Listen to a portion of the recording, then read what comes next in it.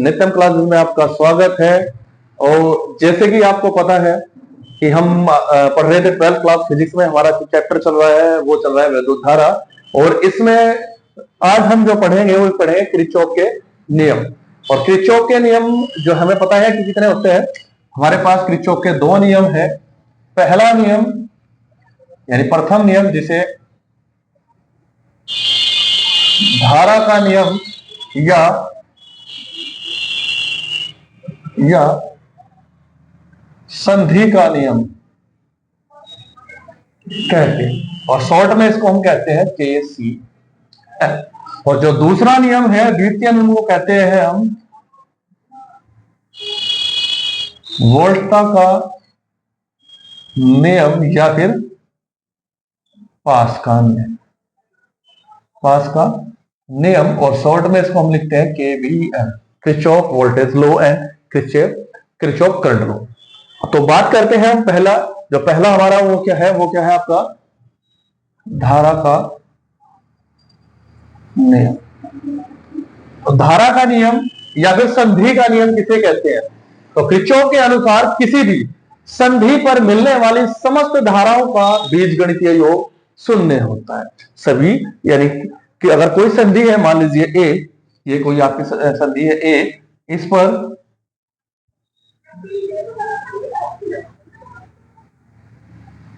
मिलने वाली समस्त धाराओं का बीजगणितीय योग शून्य है। मान लीजिए इस पे एक धारा I1 है, I2 है, ठीक है, और यहां से धारा I3, I4 और I5, ठीक है। तो यहां से जो देखिए कहा है किरचॉफ ने कि समस्त धाराओं का बीजगणितीय योग कितना होता है? शून्य होता है। तो कैसे?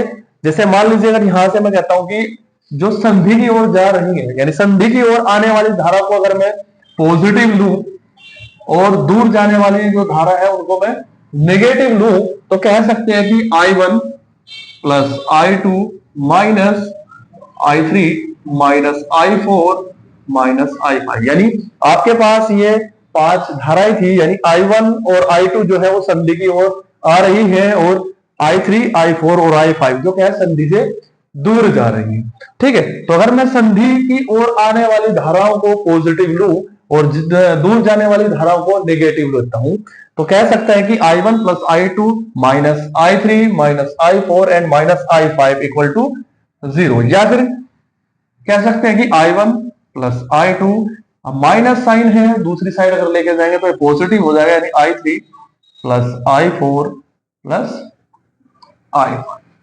यानी आने वाली धारा बराबर जाने वाली धारा, यानी आने वाली किसी संधि की ओर आने वाली समस्त धाराओं का योग जो उससे दूर जाने वाली धाराओं है उनके योग के बराबर होता है। तो मैं कह सकता हूं कि इस संधि पर हमारे ना तो किसी आवेश का व्यय हुई है, ना ही आवेश को निकाला गया है। तो यहां से कह सकते हैं कि यहां पर जितना आवेश आया था उतना ही आवेश गया है, यानी आवेश जो है हमारा वो संरक्षित रहता है। तो धारा का नियम जो है ये किस नियम पर आधारित है?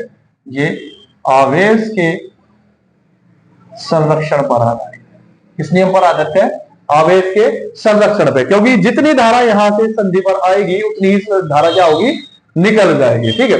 तो किरचॉफ का जो पहला नियम था वो धारा का नियम यानी KCL, वो क्या था कि किसी संधि पर मिलने वाली समस्त धाराओं का बीजगणितीय योग शून्य होता है, या फिर आप कह सकते हैं कि आने वाली धारा बराबर होती है जाने वाली धारा, ठीक। और ये जो नियम है किस सिद्धांत पर आधारित है? तो ये नियम है हमारा आवेश के संरक्षण पर सिद्धांत पर आधारित है। तो ये जो यहां से है ये MCQs में कई बार पूछा जाता है, तो इसको अच्छे से नोट कर लीजिएगा और ध्यान रखिएगा। अब बात करें नेक्स्ट है हमारा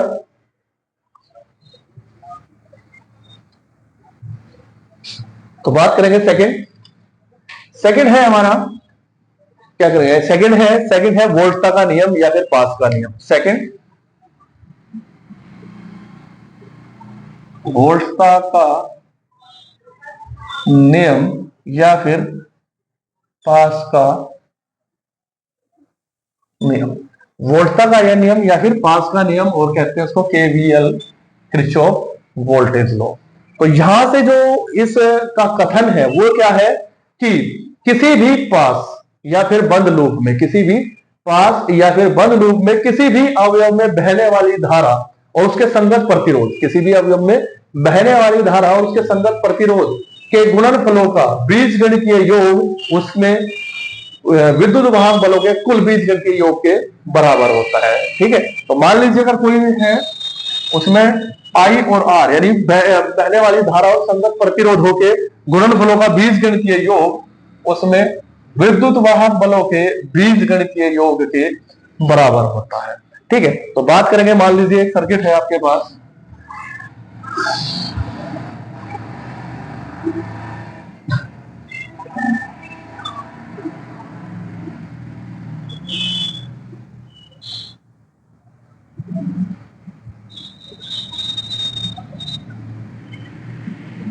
नेक्स्ट मान लीजिए अगर ये कोई आपके पास सर्किट है तो इसमें आपको क्या करना है, किरचॉफ का नियम लगाना है। ठीक है, तो देखिए मान लीजिए अगर E1 है तो E1 की जो धारा है मान लीजिए वो क्या है, I1 है।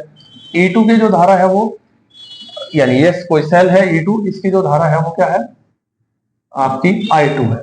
ठीक है, तो अगर मैं यहाँ पे एंटी क्लॉक वाइज अगर मैं पॉजिटिव लूं, एंटी क्लॉक वाइज क्या लेता हूं, पॉजिटिव लेता हूं सेकंड लूप में, फर्स्ट में और सेकंड में, तो यहां से देखिए कि किरचॉफ वोल्ट अगर मैं पहले लूप में लगाऊं A B C D E and F, और फर्स्ट लूप की बात करूं मैं पहले लूप की, ठीक है, अगर इसमें मैं एंटी क्लॉक वाइज पॉजिटिव ले रहा हूं तो यहाँ पे जो प्रतिरोध R1 है उसके संगत धारा क्या है, I1 है। तो यहां से लिख सकता हूं कि I1 R, क्योंकि अब यहां से क्या कहा गया कि बहने वाली धारा उसके संगत प्रतिरोध के गुणनफलों का बीजगणितीय योग। बीजगणितीय योग का मतलब है अगर एक ही डायरेक्शन में उनमें धारा है, ठीक है, या क्लॉकवाइज हो या फिर एंटी क्लॉकवाइज हो, तो उन्हें तो हमें पॉजिटिव लेना है। अदरवाइज अगर अपोजिट डायरेक्शन में है तो उसे हमें क्या लेना है, निगेटिव लेना है। जैसे कि हमने इसमें एंटी क्लॉकवाइज पॉजिटिव मानना है तो एंटी क्लॉकवाइज डायरेक्शन में जो धारा होगी उसे हम पॉजिटिव लेंगे और क्लॉकवाइज डायरेक्शन में जो होगी उसे क्या लेंगे, निगेटिव। तो यहां से जो R1 में धारा है वो एंटी क्लॉकवाइज है, यानी इधर की ओर है, तो यहां से हो जाएगा I1 और R1। तो इसी प्रकार अगर मैं यहां से देखता हूं जो R2 की धारा है वो I2 है, लेकिन वो क्या है, आपकी अपोजिट है, तो I2 R2 और इक्वल टू हो जाएगा यहाँ पे विद्युत वाहक बलों के अंतर के। जैसे कि मैंने क्लॉकवाइज पॉजिटिव लिया है तो एंटी क्लॉकवाइज तो E1 माइनस E2। नेक्स्ट अगर इसी तरह मैं लूप सेकंड की बात करूं तो यहाँ पे देखिए, यहाँ पे क्या होगा, I2 और R2 दोनों क्या है, इस डायरेक्शन में मैंने पॉजिटिव लिया है तो I2 R2 पॉजिटिव हो जाएगा। और यहां पे देखिए इसमें से I1 है और यहां से I2, तो यहां पे धारा हो जाएगी I1 प्लस I2। तो R3 के जो संगत धारा है वो क्या है, I1 प्लस I2, लेकिन यहां से जो डायरेक्शन है वो सेम है तो प्लस I1 प्लस I2 और साथ में क्या हो जाएगा R3 और इक्वलेंट, यानी यहां पर एक ही सेल यूज हुआ है तो इक्वल टू हो जाएगा E2। तो इस प्रकार हम क्या कर सकते हैं, किरचॉफ के नियम का यूज कर सकते हैं। तो देखते हैं कि एक क्वेश्चन के साथ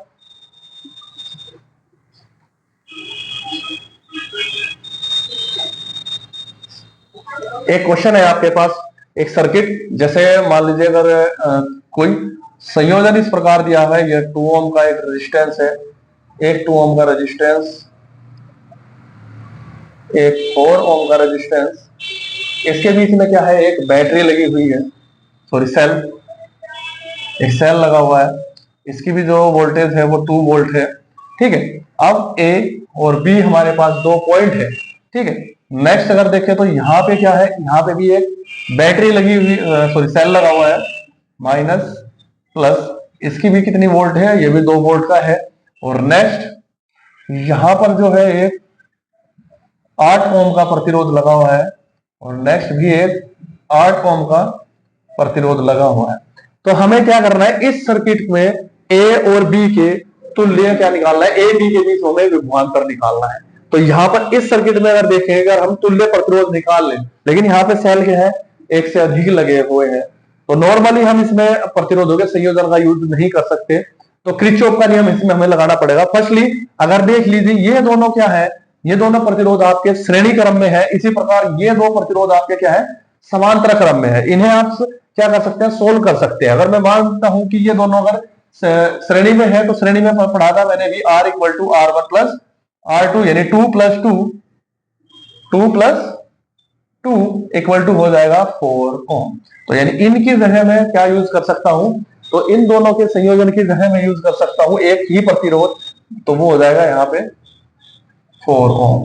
तो इसी प्रकार अगर मैं इन दोनों को सोल्व करूं तो 1/r यानी 1/r इक्वल टू हो जाएगा 1/8 प्लस 1/8 यानी 1/r इक्वल टू 2/8, या फिर कह सकते हैं कि r इक्वल टू 4। तो इन दोनों के तुल्य भी जो यहाँ पे प्रतिरोध होगा वो कितना होगा, वो हो जाएगा यहाँ पे आपका 4 ओम।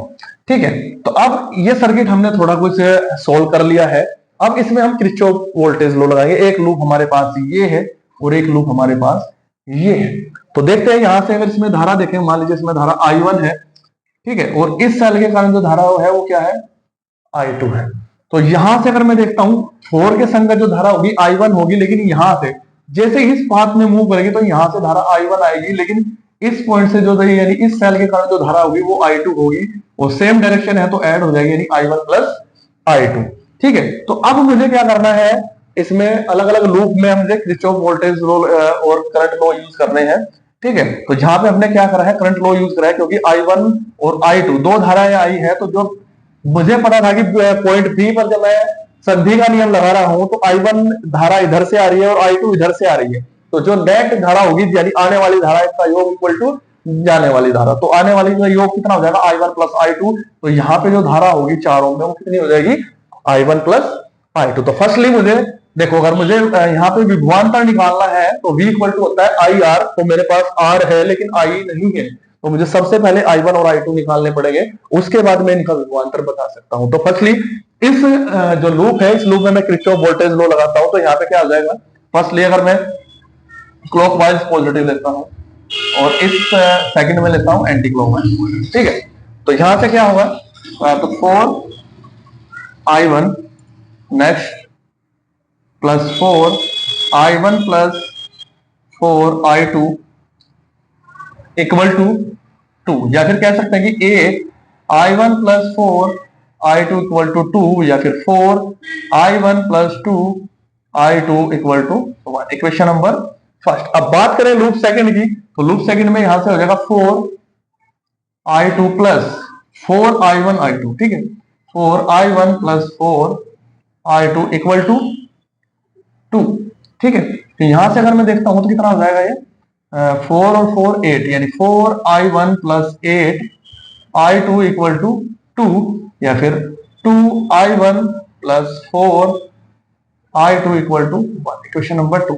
अब ये देखिए लीनियर इक्वेशन हमारे पास है 2 वेरिएबल्स में, तो इनको सोल्व करने के लिए क्या करेंगे, किसी एक इक्विवेलेंट को, किसी एक वेरिएबल के जो कोफिशिएंट है उसको इक्वल कर लेंगे। तो मान लीजिए मैं यहाँ पे क्या करता हूँ, इसको मल्टीप्लाई करता हूँ किससे, यहाँ पे मल्टीप्लाई कर देते हैं 2 से, तो ये 4 हो जाएगा। ठीक है, तो इक्वेशन 2 मल्टीप्लाई बाय 2 करेंगे तो 2 2 जा 4, या फिर देख लीजिए ऊपर वाली इक्वेशन हमारी ऑलरेडी 4 में है, तो इक्वेशन नंबर 2 4I1 है, यहाँ पे भी 4I1 है, तो मैं क्या करूंगा, इन दोनों को सब्ट्रैक्ट कर लेता हूं।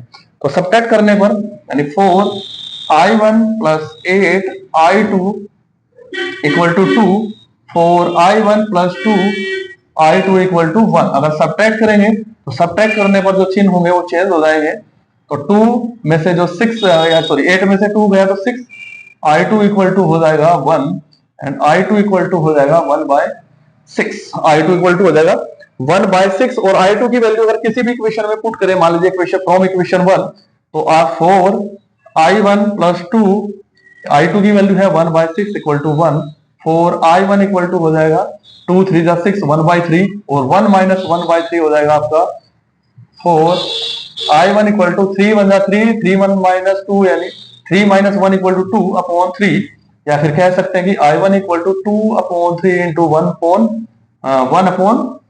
2 2 जा 4, तो यहाँ से I1 की भी वैल्यू जो आएगी वो कितनी आएगी आपकी 1/6 आएगी। तो आप कह सकते हैं कि यहाँ से जो I1 प्लस I2 होगा, I1 प्लस I2 वो कितना हो जाएगा 1/6 प्लस 1/6, तो 1/6 हो जाएगा आपका 2/6, या फिर कह सकते हैं कि 1/3।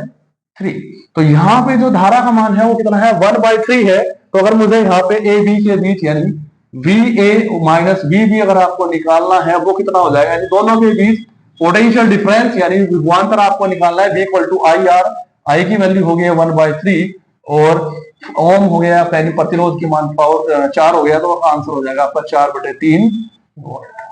तो इस प्रकार हम किरचॉफ का नियम किसी भी सर्किट में यूज कर सकते हैं। तो आशा करते हैं कि ये टॉपिक आपको अच्छे से समझ आए होंगे, और जो किरचॉफ के नियम है जिसको बोर्ड में बच्चे बहुत ही टिपिकल मानते हैं, वो आशा करते हैं कि आपकी समझ आया होगा, अच्छे से आपको उसने एंजॉय कर लिया होगा। तो बने रहे नित्यम क्लासेस के साथ। कीप वॉचिंग नित्यम क्लास। धन्यवाद।